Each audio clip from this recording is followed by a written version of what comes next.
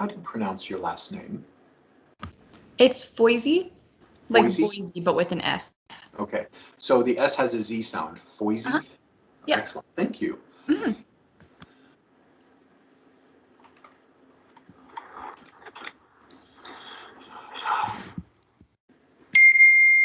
Whoa, that's a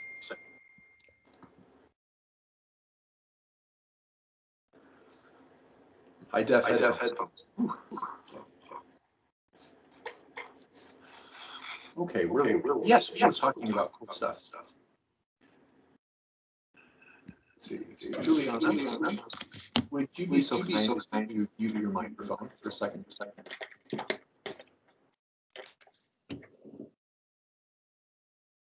Okay, there we go. For some reason, it was creating feedback on my end. So please, sorry, Julia, if you have questions, feel free to log in. I don't mean to silence you completely. For some reason, I had feedback. Okay, Leilani's here, Brooklyn's here. I see Bryn, Michelle, Brandon, Esmeralda, Alexis, Linda, Madison.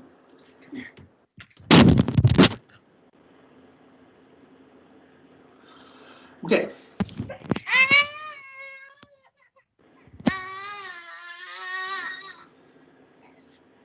Hey, Brooklyn, what's baby girl's name?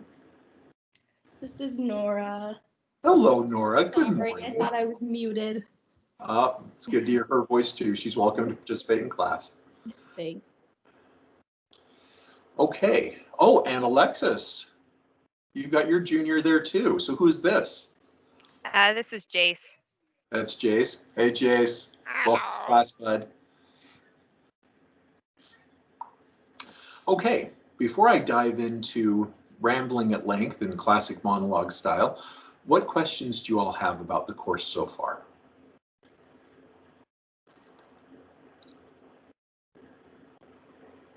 I had a quick question. Yes, sir.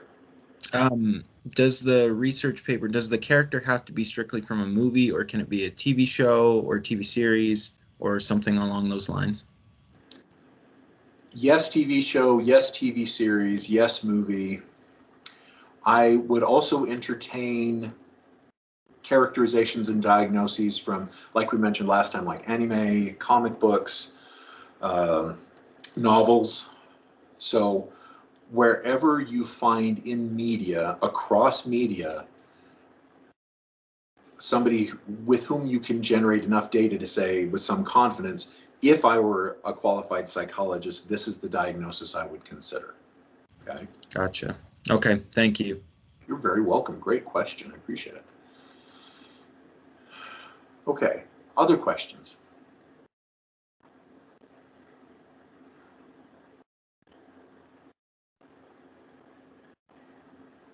Okay, I will share my screen and we'll pick up where we left off. Linda, Leilani, would you all interrupt me if somebody has a question, if they're writing questions in the comments area, or if they put a hand up? Yep. Something like that. Yep. How about it? Okay, thank you. Okay, where we left off on Monday is I was hoping to evoke a struggle for all of us on what do we mean by normal and what do we mean by abnormal. We don't have a normal psychology textbook. Have you noticed?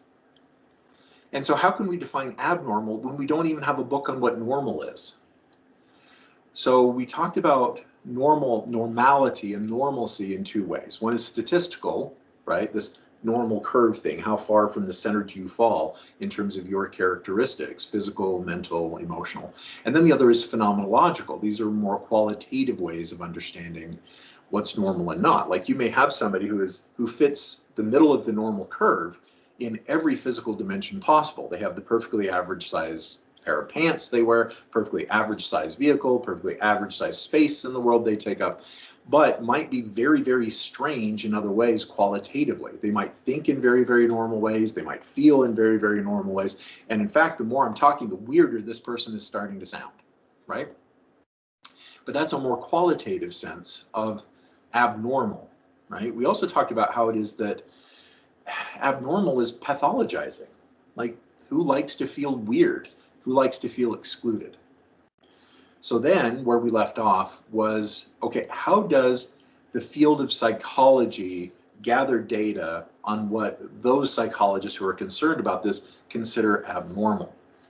Now, as I'm going to go through this list today and Friday, we'll talk about, or I will wax monologue at length, podcast style, about, unless y'all want to jump in, about my sympathies and lack of sympathies about some of these contributors to abnormality. So where we find each of these contributors, and there are 6 of them that we're going to go over, is they tend to coalesce in documents like the Diagnostic and Statistical Manual. We're currently on version 5, right, the DSM-5, where the authors of these diagnostic categories, the authors of the categories for these mental illnesses, are interested in many of these contributors to abnormality when they write the definitions. So one of the big contributors to abnormality is suffering. There is an assumption in our Western tradition that I struggle with regularly, if not on the daily.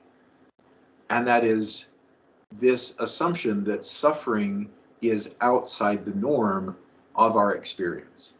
And therefore, if somebody is suffering, then that experience of suffering is somehow abnormal, right? Norm is contentedness or happiness. Abnormal is then discontentedness, misery, right? Suffering. I'm still puzzled. Like, do these people not pay attention to life?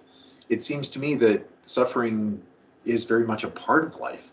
Not to say it's all of life, right? We do have contentedness where we're just feeling okay, right? Content. And there are times we're even happy. Like, I'm sipping at this matcha green tea made with a little bit of soy milk and just a hint of peppermint, and it is heavenly, right? That's a little bit on the happiness side. My sweetie gave me a kiss before she went to work. I got to give one of my daughters a big hug. All of that is more on the happy side, right? But my back hurts like a mother fluffer, and that's sucks, right? So it seems to me very interesting, and I'd like to plant a seed for all of you. I don't think that my back hurting is abnormal, right? Bodies fall apart. I'm pushing 50, and I've not been kind to this body. It has every reason to be angry with me. So is suffering essentially abnormal? And so because suffering in our culture seems to be abnormal, like I find that people have even moralized happiness. You should be happy. You ought to be happy. You must be happy. In fact, I've noticed that religions promise happiness. Well, if you just follow the rules, the commandments of our religion, then you'll be happy. And I found economy does that as well. Capitalism, right? Buy this thing, buy this, buy this, buy this. And it's the advertisements don't show people sad as the thing falls apart, breaks down, or they have to sell it in a yard sale a decade later. They don't show any of that. They show that the acquisition of material goods is happy. Restaurants, right? Next time you go to McDonald's, and I have a large soft place in my heart belly for McDonald's, but at the same time, actually pay attention to what you're eating.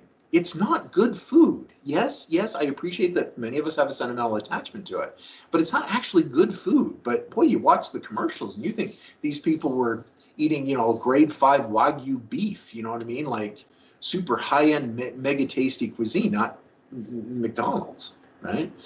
So capitalism promises happiness. Religion promises happiness, right? Politics promise happiness, right? Vote for me, says the candidate, and I will do things to change your life so it will be happier on a political and legal scale, right? Happiness, happiness, happiness, happiness. We've moralized it. We should, must, ought be happy.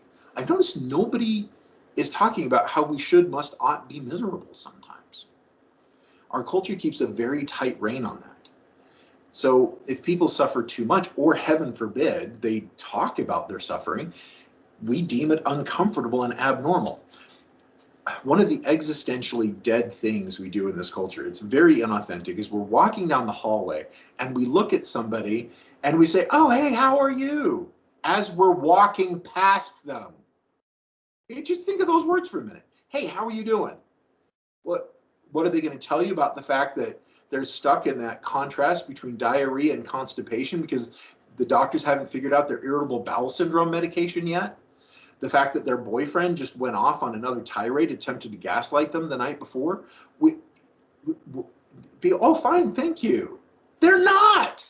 Why? Sometimes they are, but when they're not, it's like us reinforcing that you have to be okay by asking you, how are you doing? Because I won't listen to you, or I'll get really weirded out if you start saying, yeah, 3 days ago it was diarrhea. Past 3 days it's been constipation. My guts hurt all the time. Like, those people are weirdos, right? Now, I don't think they're weirdos, and hopefully after this diatribe, you won't think they're weird. At the same time, though, it's a way for us to keep a rein on how much we allow other people to suffer without being weirded out by them, basically by making them feel or believing them to be abnormal. So what we can suffer about is also very carefully culturally defined. This fascinates me to no end. Like,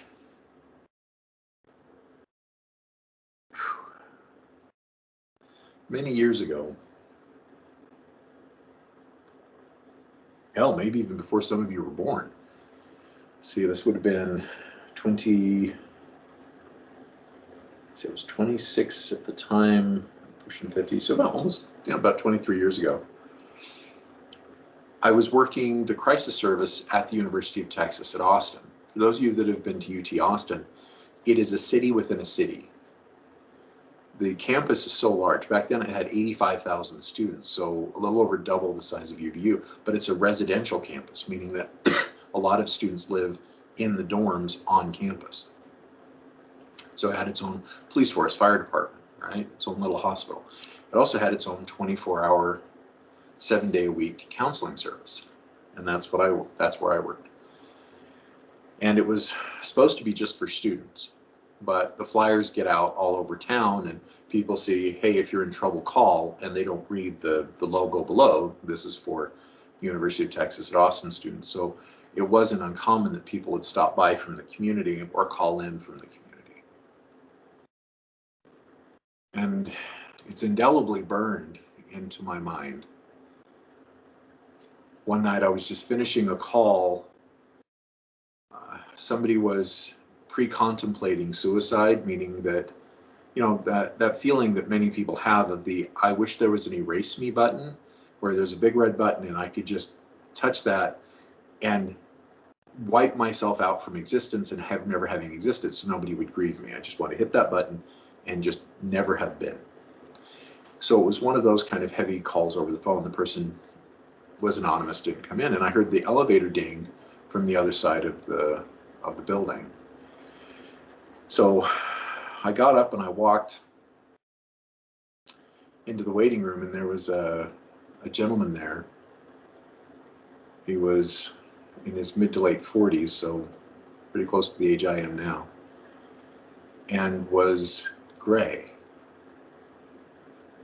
His skin was gray, pale, unhealthy. His eyes were bloodshot. His hair was thinning and disheveled. His clothing was rumpled but clean. Slender, probably about 5'10", Caucasian. Shoes, one shoe was tied, the other one wasn't. And he looked bereft. There's not a good word in English for this. That nothing had claimed him, and he was consumed by nothing. He was empty. So I sat down with him, and he was low-key crying, and I realized he had been low-key crying for days, if not weeks. And he would have to force himself to breathe. And he told me the following story. A couple years earlier, he and his wife were getting their annual physicals together in a smaller town just outside of Austin. And the doctor found a couple of things concerning about his wife's health. And test, and then another test, and then another test. She had a surprisingly advanced cancer, that somehow it escaped detection from anybody, including her. She didn't know that A, she had cancer, and that it had spread as far as it had. So her health, they began to intervene and began to give her treatments for her cancer, fearing that if it grew any more advanced, it would be more immediately terminal, excuse me. And so the treatments were so painful and so sickening that he found himself needing to take time off work. It was about an hour commute. And his employers were very sympathetic and arranged for him to work at home. So it would take him about 16 hours to complete an 8-hour workday because of the way in which he would need to take care of his wife. His daughter had just left for college by the time his wife was homebound and would call every night and FaceTime with mom. That equivalent years ago of FaceTime. This is before tablets. And they got a special video phone. And he watched as his beloved wife slowly was sickened more and more by that horrible disease until it claimed her life.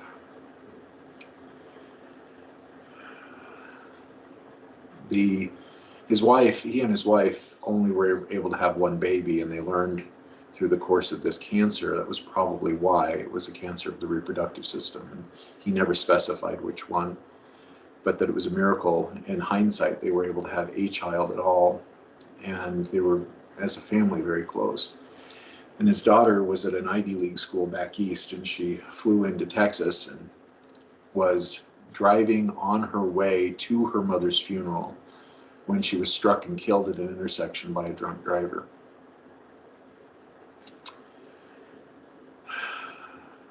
So he finds himself having to suck it up, just like taking care of his wife, having to be the strong one and planning her, holding her in his arms as she died.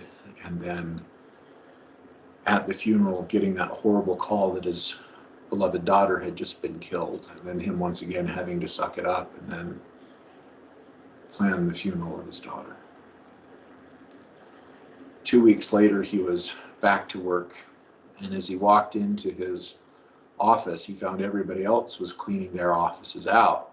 And with dismay, he goes, what's going on? And he learned that the chief financial officer, the CFO of the company, rather than paying into the insurance fund and rather than paying into the retirement funds, had embezzled all of that money for himself and had taken that cash and flown to a non-extraditable country, meaning that a country that is not friends with the United States and won't allow them to legally prosecute this man.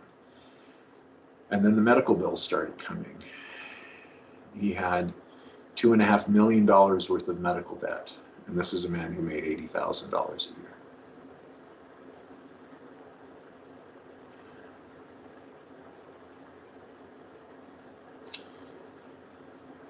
It took him about 30 minutes, because he'd stop and breathe between the tears, to tell me this story. I asked him, when he finished telling, I said, "What could I do for you, sir? Is there anything I could possibly do?" And he just shook his head and shrugged. He says, "I just had to talk to somebody." And I said, "I'm glad it was me." And he said, "Would you just pray with me?" Religion and I have a long and complicated relationship. But the only answer to that question is, of course I will. And so he and I knelt down. I'm guessing he came from an evangelical Christian tradition, praising Jesus out loud, passionately, etc. So he began to praise Jesus without a hint of irony. And I did so with him. After about an hour, stood up, gave me a big hug. I never saw him again. Now, I tell you that story to tell you this one. A week later, again, middle of the night, again, I'm at the crisis service. I get a call because a young lady who's in one of the sorority houses of the dorms has just made a serious suicide attempt, and the ambulance was on its way. So I hustle my butt over to the dorms, and just as they're pulling her into the ambulance on a stretcher, and they get her to the hospital, and I'm there waiting for a couple hours, hoping that she's okay. Thankfully, she turned out fine, but it would have been a pretty lethal combination of pills and alcohol if her roommate hadn't found her. So as I sat down with her, and she's really hoarse because they had to pump her stomach and they had things going up in and out of her throat, and it's a pretty intense experience for those of you that have seen it or have lived through it. And she just, in a hoarse whisper, told me about how, like, she didn't use this word, I'm going to use this word, she lived a very sheltered life. Like, she'd never been to a funeral before. She was 21 years of age. That, like, an aunt died and her parents wouldn't let her go to the funeral because they thought that children shouldn't be exposed to such things.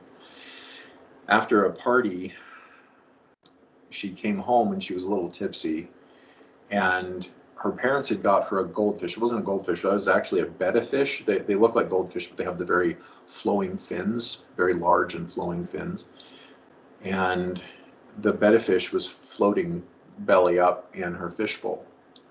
And she just had an overwhelming existential crisis about the limitations of mortality and how all things will die, including her and her parents, her friends. Everything and everyone will fade in time. Everything changes, everything dies.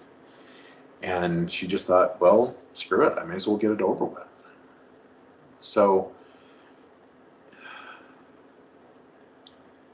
she was suffering deeply, right? She, at 21, felt the pains of mortality that many people don't feel until their 60s and 70s. And some people die having never felt it at all. Death takes them by surprise. She felt it at a young age. And so what's interesting when I tell this story is, like, when I'm training therapists, I say, okay, so whose suffering is normal and abnormal? And many trained therapists will say, okay, the first, if they were a client, the first man who lost his wife and his daughter and his job and under catastrophic amounts of debt, all in very short order, that guy's suffering is normal. The young lady who is suicidal over a goldfish, that's abnormal. And I try to help these therapists see that, what culture definitions have you bought into? You say that the man who suffered this shocking, breathtakingly horrific series of losses, that his is abnormal, but the young lady's suffering nearly cost her her life is normal. Hers is abnormal, excuse me. Thank you for correcting me. That his suffering is perfectly normal and that hers is abnormal. Or is it the other way around? That he is abnormally resilient in the face of incomprehensible suffering? That maybe his is abnormal and hers is normal. I said, but at the same time, though, you see how we are still very carefully privileging one form of suffering over another. Perhaps what might be more meaningful, I think more authentic, and I would hope more loving, is to take people's suffering up as suffering and not decide for them what suffering is valuable and what isn't, what is worthy of our time and regard and compassion, and which one isn't. Suffering is suffering. And the call that suffering makes into the world is for succor. When we see a tear on a cheek, it is a call for kindness, not for an evaluation of where that tear comes from.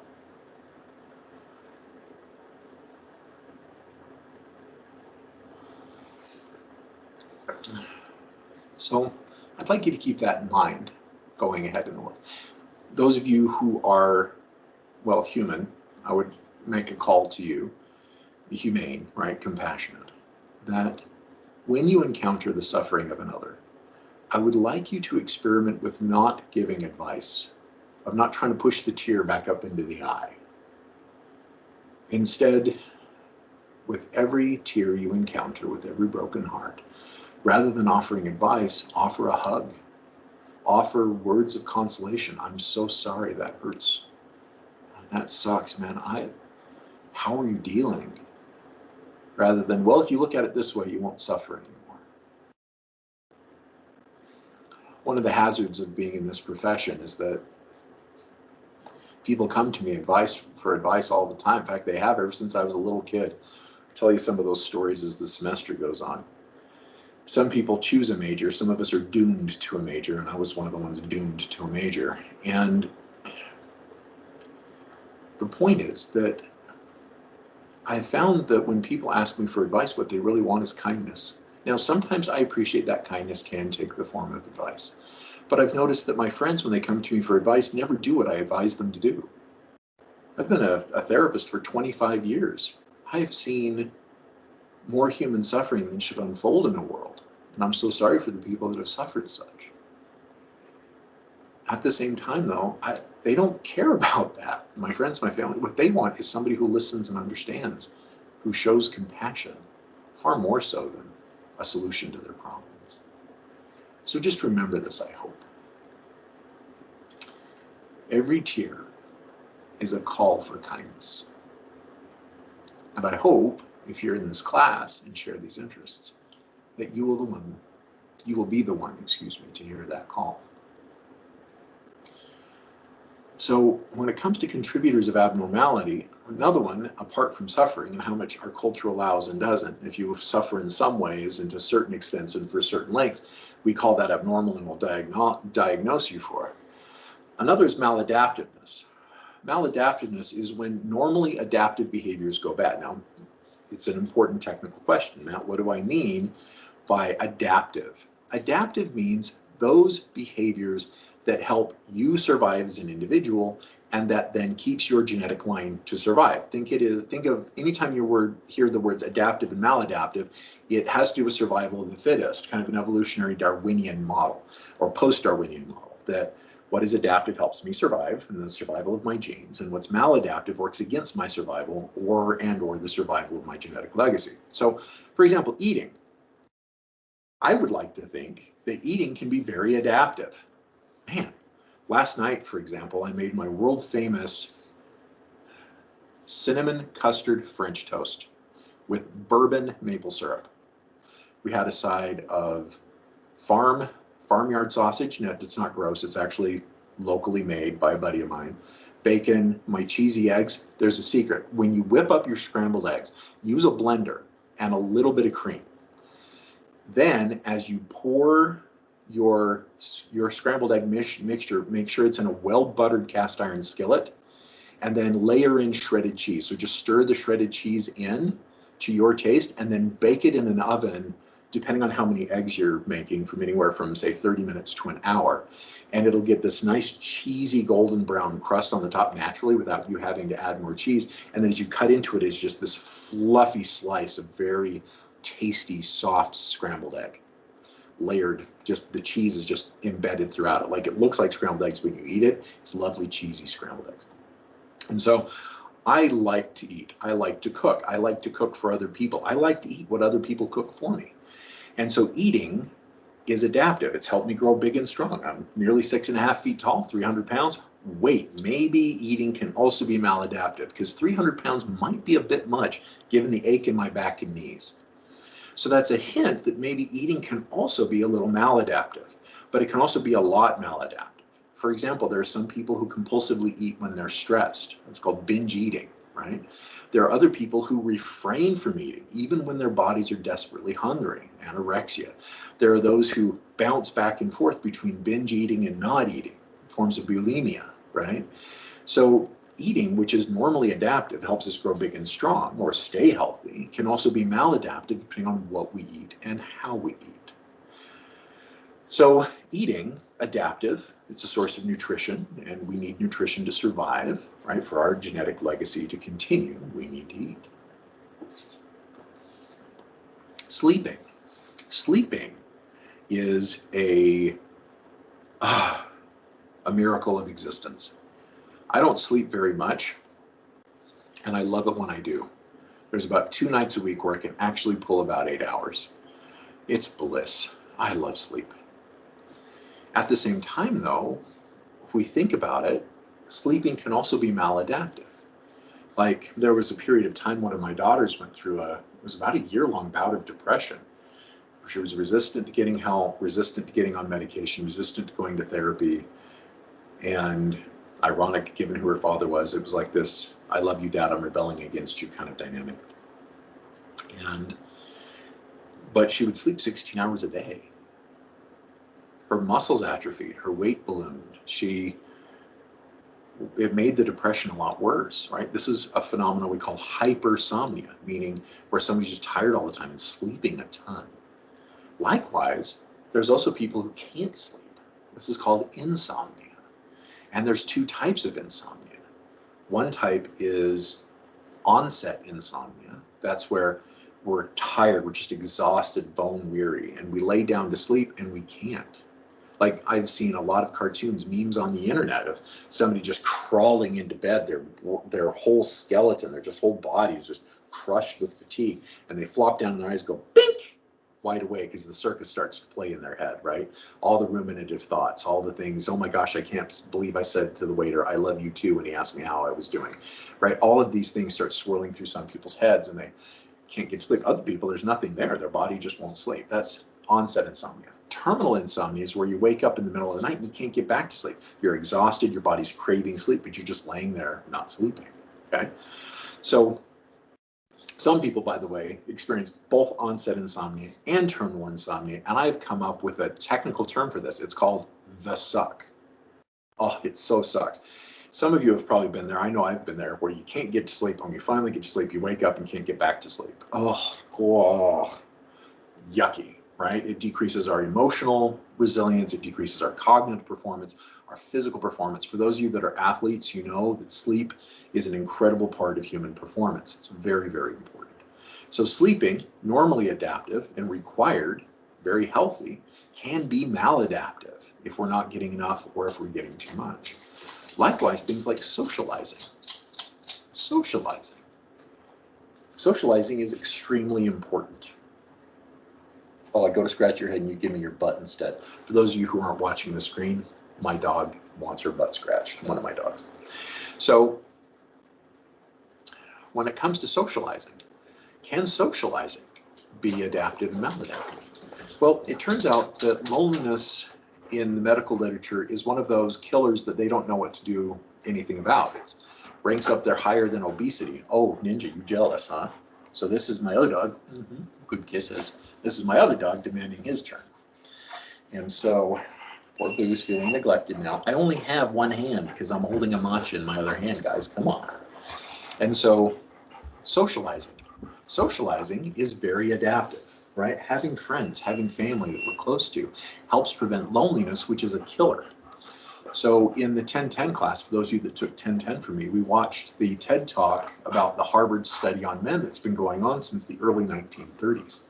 And what they find is that what predicts health and happiness for men in their 80s, when they look at men who are healthy and happy in their 80s, and they look at what characteristics they have, it doesn't have much to do with cholesterol. It doesn't have much to do with as much with body mass index, etc. And it seems to have everything to do with how many close, nurturing relationships they have.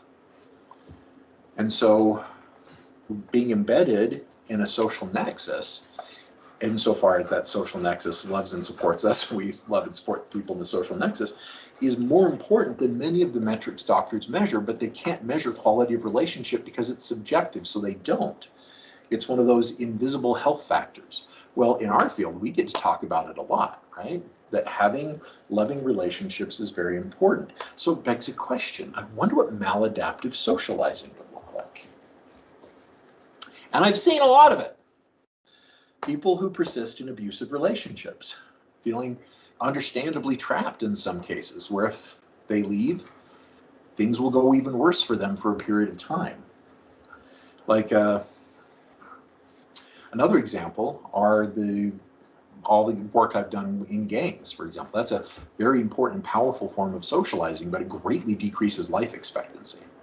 There are those who can't be alone, that like this can manifest, you know, your friend that as he's breaking up with one girl, he has another girl already lined up, or she does, you know what I mean? Where it's just one relationship after another. They can never be alone. And then there's other people who go, oh, I just need to learn to be alone, and then throw themselves into toxic loneliness for a while, right? Trying to figure out that balance. Who we relate to, how we relate to, can be either healthy or unhealthy when it comes to socializing. So, fighting.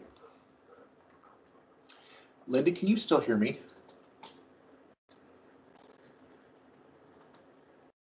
Okay, I saw you move. No, I can still hear you. Excellent. Because sometimes I've noticed when the dogs play with me, it knocks my Bluetooth out. So thank you.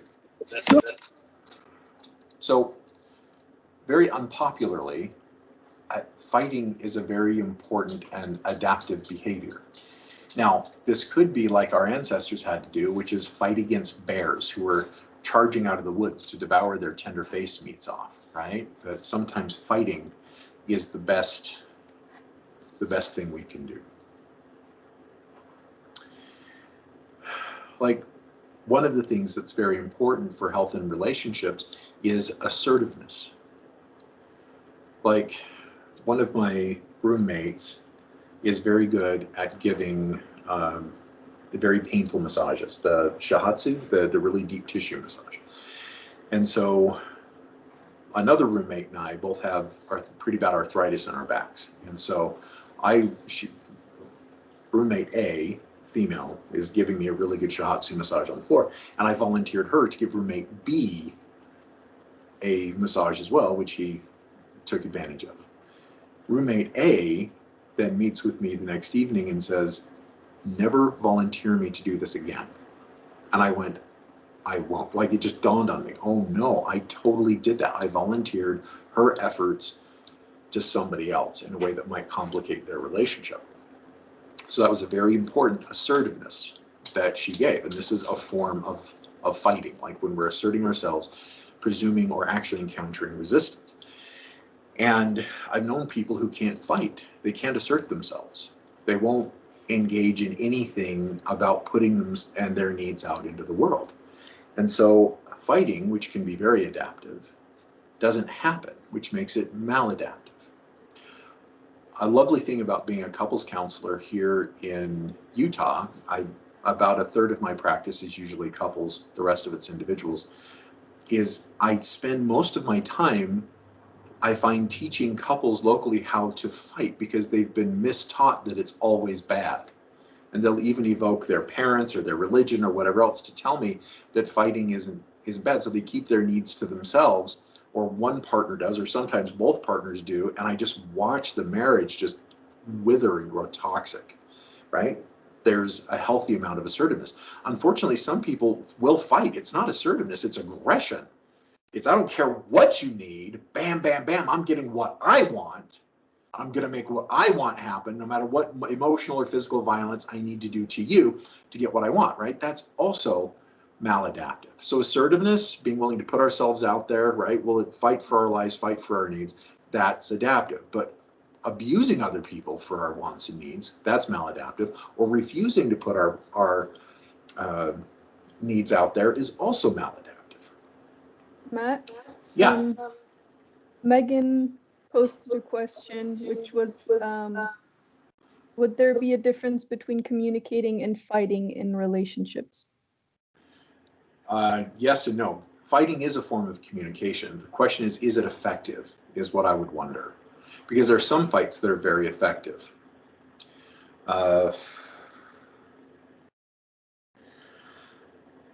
For those of you who play Dungeons and Dragons, personally, I have an intelligence score of between 14 and 16, got a pretty high modifier there, but I've got a wisdom modifier of -1. I'm not terribly wise. Like, Linda and Leilani are here and hired by the university and paid good money to keep me on task, right? And I totally accept that. I don't even feel embarrassed by it anymore. Thank you, Linda. Thank you, Leilani. Not an easy job. Glad you guys are here. And so imagine being married to somebody like me. There are times where, because I'm not wise, I make unwise decisions. Like, one of the reasons why my back injuries are so bad is because back when I played football, back when I did boxing and kickboxing, no pain, no gain was the motto. Well, when you're middle-aged, pain is the opposite of gain. Pain is loss. And it's taken me years to figure that out. And so the other day, for example, it's been about 2 years ago, I came home from a 3-mile run and my back was totally jacked up. Like, you could feel my vertebra were just not, they're grossly misaligned. The inflammation then goes out of control. I'm totally locked down for a few days. And then that Friday I get up and I do it again, right? And so my wife had to literally grab me by the front of the lapels, my shirt, and bounce my head against the wall and say, would you please quit torturing yourself like this? And I said, no pain, no gain. And she goes, you're an idiot. And she's right, okay? And so she breaks down for me. She says, you need to start listening to your body and working out in a way that your body will accept. And so it took her several times of like grabbing me by the lapels and saying, at your age, pain is loss. It's no longer no pain, no gain. It's pain equals death, right? You need to start paying attention to that. And of course, out of pride and, well, this coach said this and this other coach and my trainer said that. She's like, that was nearly 30 years ago, right? You're almost 50. So that was pretty hard for her to do. She was crying, right? She doesn't like having to grab me by the lapels. For those of you that know my sweetheart, yes, she's spunky and sparky, and she's also incredibly sweet. She doesn't like to have to fight with me in that way. And so fighting can be communicating. And that was actually an effective form of communication, even though I wasn't getting it, right? Sometimes the true message takes a while to sink in. So when are people not communicating and fighting, right? Well, a classic thing that I see unfold for couples in my office is he'll start and he'll say, oh my gosh, I can't, this and this and this at work. And I come home and I'm so stressed and the kids are screaming and the house is a mess. And then she'll start with, you have no idea what it's like, how stressful my world is. Okay, they're talking, but they're not communicating, right? That is a form of communication. It's bad communication. It's maladaptive.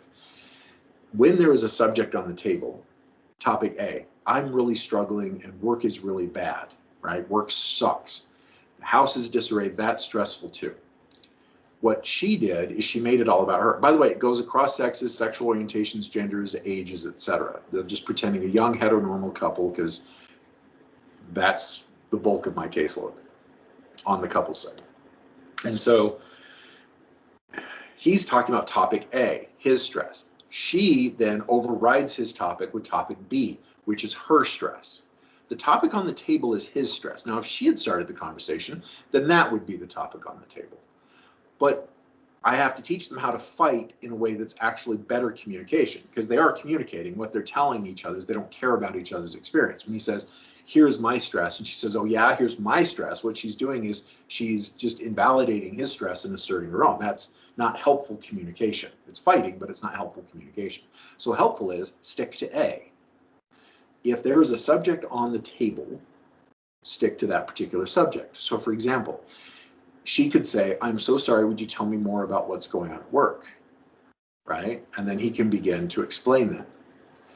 And then after she has shown him some compassion and support, shared ideas, etc., or they plan together about how he's going to handle the work thing, then they can talk about how very stressful being a stay-at-home mom is. I don't know how people do it personally, like both personally and professionally. That is more stress than I can take on, and I work 2 jobs. So there's a way in which he can nurture her and validate her, and there's ways she can validate him. And oftentimes just doing that decreases the collective stress, where the fact that the house is a mess and the kids are in disarray is perfectly normal, right? He's bringing his stress home, and that's what's flaring up the issue at home. When he feels loved and supported, when she feels loved and supported, their mutual stress goes down and they stop fighting over the fact the dishes haven't been done all day. Right? That the dishes really aren't a problem. It's the fact that he's got a jerk-hole boss that's the problem.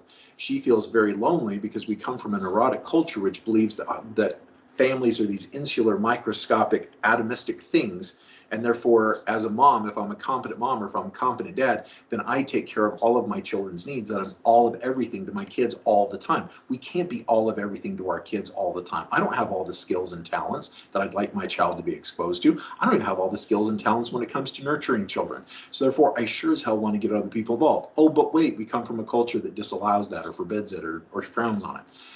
I'm so glad my wife's a rebel.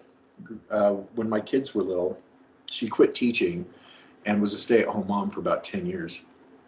She's a high school teacher. And during that time, she would set up babysitting communes, babysitting trade services, groups, play dates, et cetera, where she was never alone raising the kids. There were always other moms around, and she would help raise those kids, and those moms would help raise our kids. I think it's one of the reasons why my kids turned out so awesome. But that's a tangent. So fighting, there are ways to fight effectively. And the trick is are we really communicating? Because we can communicate at high volume. Are we communicating effectively? And sometimes we need to do it at high volume in order for it to be effective. I don't raise my voice very often. Like my kids were just joking the other day that they haven't heard me yell in many years. What they're afraid of now is when I go quiet. And so that's when the house goes cold. So when dad goes quiet, the house goes cold. And that's because I'm thinking about what I'm going to say. And when I say it evenly and levelly and very directly. So I wish we could talk more about this, but I hope you get a sense of what I mean by fighting. That fighting for a couple can be extremely important if they're doing so effectively. And there are adaptive ways to fight, dealing with A, and there are maladaptive ways to fight. Oh yeah, you think A sucks, my B is worse. Okay. Not to mention abuse and gaslighting and all those other things that are toxic ways to fight. Okay, did that touch on it well? Or adequately, at least approximately?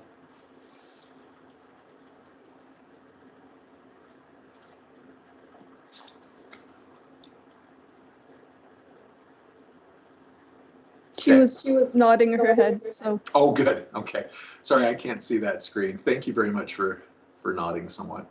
And by the way, it can take practice to fight effectively. I highly recommend it. It's like years ago, I gave couples workshops on marital martial arts. You know what I mean? How to be a kung fu expert in good communication in marriage. Okay, fleeing. And this is the one we'll leave off on today, and then we'll get to fornicating on Friday. Fleeing is very adaptive. When the bear that's charging out of the woods isn't one that I can fight, running away is probably a good idea. There are some things that happen at work, at home, with friends, with family, at school, that aren't things that you should or need to be involved in, and it's perfectly okay for you to disengage, right? For those of you who are dating, there are times when it's okay to leave that text on read, right? Or that DM on read, because something you just don't need to be a part of. Get away from that toxicity, man. There are other times, though, fleeing is maladaptive because some people, that's what they do. There are times to fight, and there are times to flee. And what they do is they flee instead of fight. In fact, there are other times where people fight instead of flee, right? Those two relate.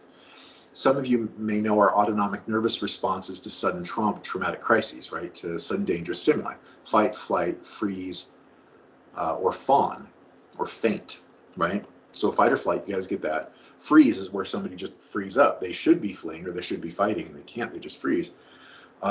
Fawn, which is where they start doing what they can to placate. That's usually a trauma response, a response to historical trauma, where they just start trying to please the bear, right? Trying to do what the bear wants to get the bear to calm down. Their abuser, right? To try to do what the abuser wants to get the abuser to calm down. That's a fawning response.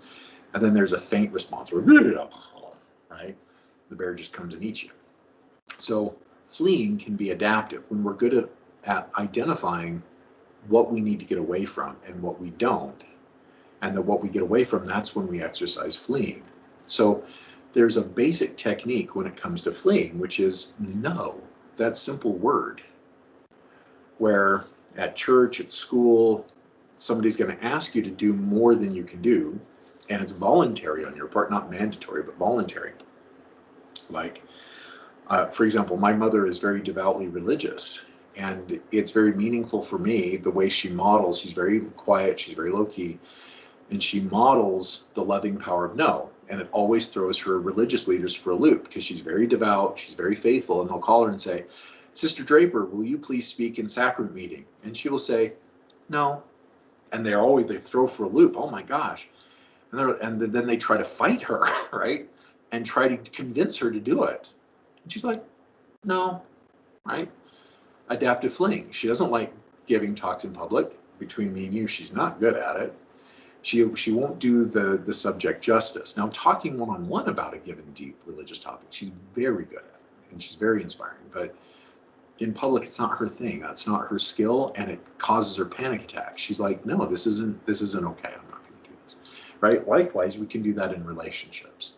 My wife will ask me to do something in a way that's contrary to our relationship goals. I get to say, I love you, no, right? That's a healthy way of fleeing. It's a healthy way of, no, I'm not going to go there. I'm going to go over here instead. So we're out of time for today. Next time we'll talk about adaptive and maladaptive sex. So I'm going to close this window and open this window. So any questions in closing?